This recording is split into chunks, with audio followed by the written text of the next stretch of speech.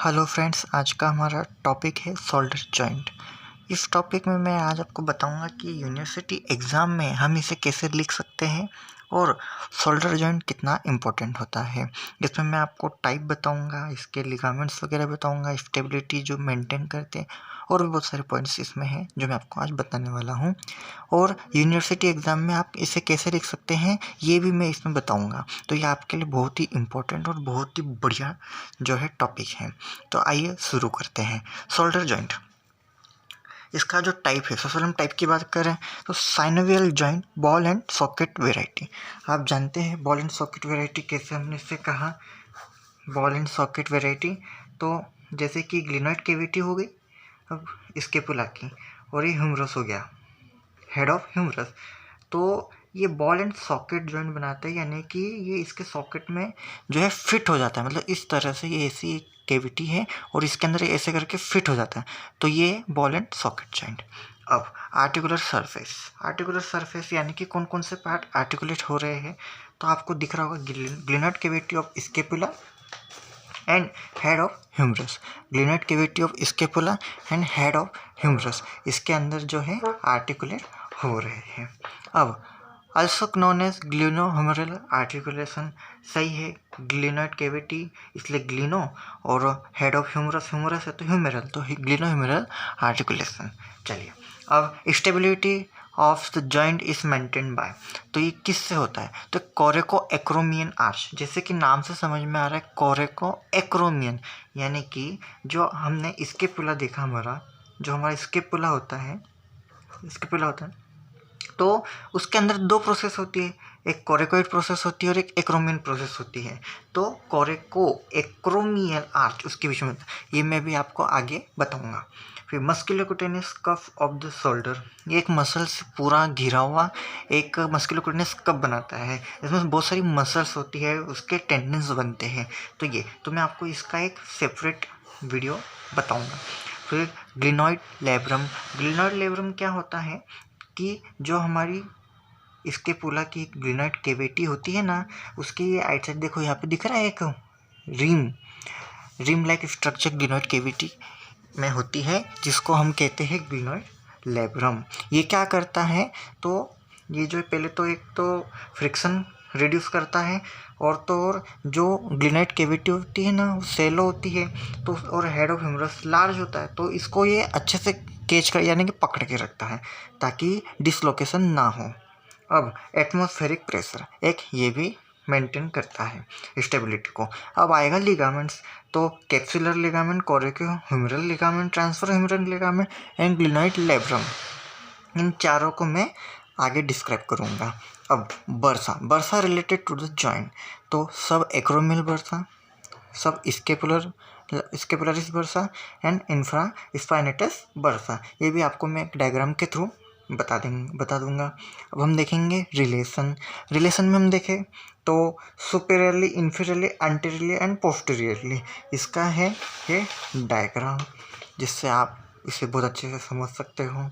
जैसे कि आपको दिख रहा है, ये है एक्रोमियन प्रोसेस किसकी, तो अपनी स्केपुला की, और एक्रोमियन, और ये कोरिकोइड प्रोसेस ये भी किसकी है, स्केपुला की। इन दोनों के बीच में कौन सा लिगामेंट आ रहा है, कोरेको एक्रोमियन लिगामेंट, नाम से हो जाएगा कोरेको एक्रोमियन लिगामेंट हो गया।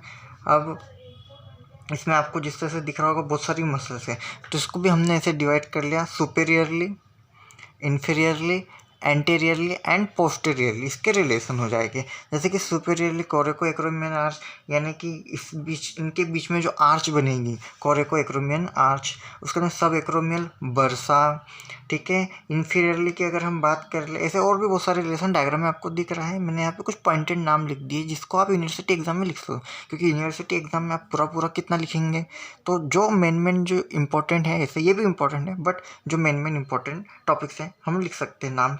फिर इंफीरियरली की अगर हम बात कर लें तो एक्सिलरी नर्व, उसके बाद में पोस्टीरियर सर्कमफ्लेक्स ह्यूमरल आर्टरी, ये रही दोनों, ठीक है। और एक और है लॉन्ग हेड ऑफ ट्राइसेप्स, एक कह रहा। अगर हम एंटीरियरली की बात कर ले तो एंटीरियर में आपको दिखेगा यहाँ पे एक तो सब सब स्केपुलरिस एंड कोरेकोब्रेकियालिस। तो हम यहाँ देखें और भी आपको यहाँ पे रिलेशन दिख जाएंगे। तो anterior fibres of deltoid muscle, फिर जो है यहाँ पे आपको बाइसेप्स ऑफ कोरेकोब्रेकियालिस ये रहा, और उसके अंदर सब स्केपुलरिस, इसी 3 मसल्स आपको यहाँ पे दिख जाएगी। ठीक है, अगर हम इसके पोस्टीरियर में बात करें तो पोस्टीरियर फाइबर ऑफ डेल्टॉइड, जैसे यहाँ एंटीरियर फाइबर्स ऑफ डेल्टॉइड था, वैसे पोस्टीरियर में posterior fibre of deltoid, infra spinatus and teres minor. तो इस तरह से हम इसको याद रख सकते हैं। और ये रहा ग्लिनोइड लेब्रम। ओके, अब हम इसके ब्लड सप्लाई की बात कर लेते हैं।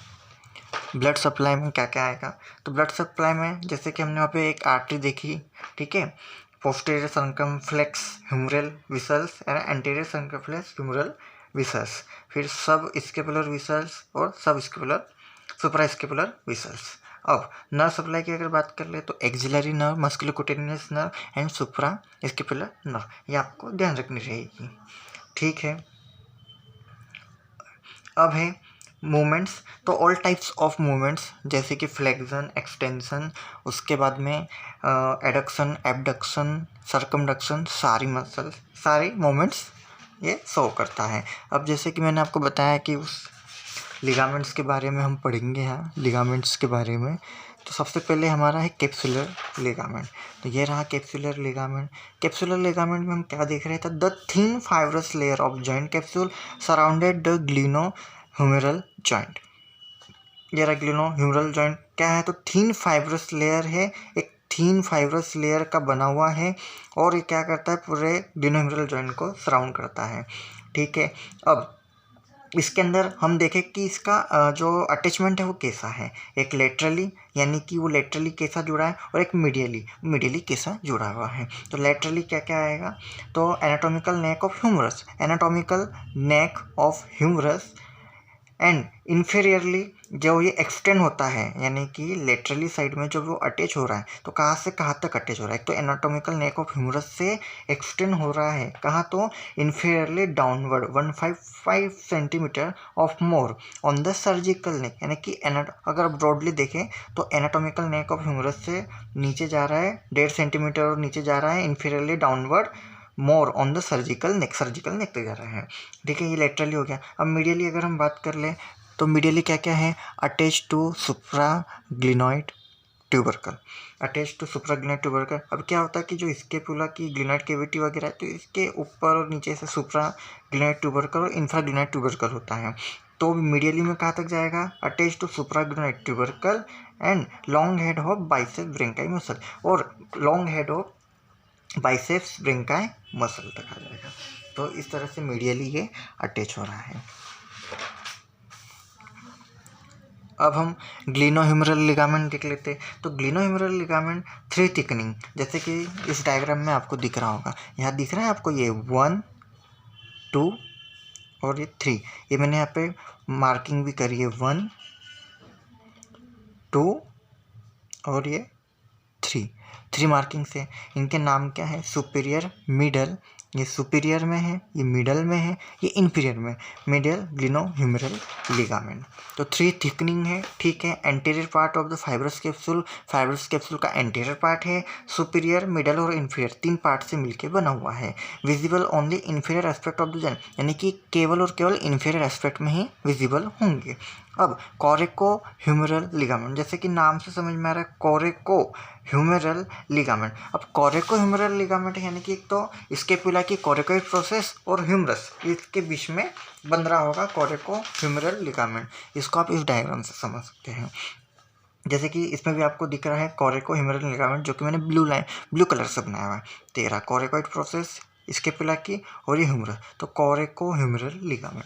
तो ये क्या है? Strong band of fibrous capsule. ठीक है, base of the coracoid process of the scapula and coracoid process to anterior aspect of the greater tubercle of humerus, यानी कि यहाँ पे ग्रेटर और लेजर ट्यूबरकल होते हैं। तो ये base of the coracoid process से लेकर के तो greater tubercle of the humerus तक एक्सटेंड करता है। तो ये आपका आ गया कोरेको ह्यूमरल लिगामेंट।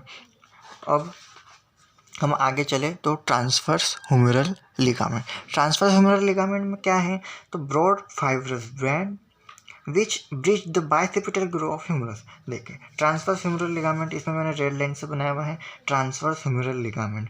तो ये क्या है, जैसे कि इसमें लिखा ब्रॉड फाइब्रस बैंड है विच ब्रिज कर रहा है किसके, the bicipital groove of the humerus. देखिए यहाँ ग्रेटर और लेजर ट्यूबरकल होते हैं, ठीक है। वो आगे जाके यहाँ पे बाइसेप्टल ग्रूव बनता है। तो उस बाइसेप्टल ग्रूव को ये क्या कर देता है, ऐसा कवर कर देता है, यानी कि ऐसा समझिए ये दो ऐसी बनी, ठीक है, इसके ऊपर ही मसल ऐसी इसने कवर कर दी। कवर करने से क्या होगा, ये पहले ग्रूव थी, अब इसको कवर कर दी। कवर करने से क्या हो जाएगा, ये एक कैनाल बन जाएगी। तो which bridge the bicipital groove of humerus with the greater and lesser tubercle of humerus, the ligament convert groove into canal। तो एक कैनाल में कन्वर्ट हो जाए। तो इस तरह से ये कुछ मसल्स हैं। इसमें और डायग्राम में आपको और मसल्स दिख रही होगी, जैसे कि एक्रोमियन क्लेविकुलर लिगामेंट, जो कि एक्रोमियन और क्लेविकल के बीच में है। इनके जो ओरिजिन और इंसर्शन से समझ में आ जाता है कि इनके नाम क्या हो गए लिगामेंट्स के, मतलब अटैच कैसे हो रही है। फिर कोरेको क्लेविकुलर लिगामेंट, जो कि ग्रीन कलर से है, कोरेकोइड प्रोसेस और क्लेविकल के बीच में। तो कोरेको क्लेविकुलर ये अदर और भी लिगामेंट्स है जो कि इस जॉइंट्स को मेंटेन करके रखता है। तो आपको ये वीडियो कैसा लगा मुझे ज़रूर बताइएगा कमेंट करके। और ये इस तरह से आप इसे लिख सकते हैं। इसे आप एक बार चाहे तो स्क्रीनशॉट्स ले सकते हैं।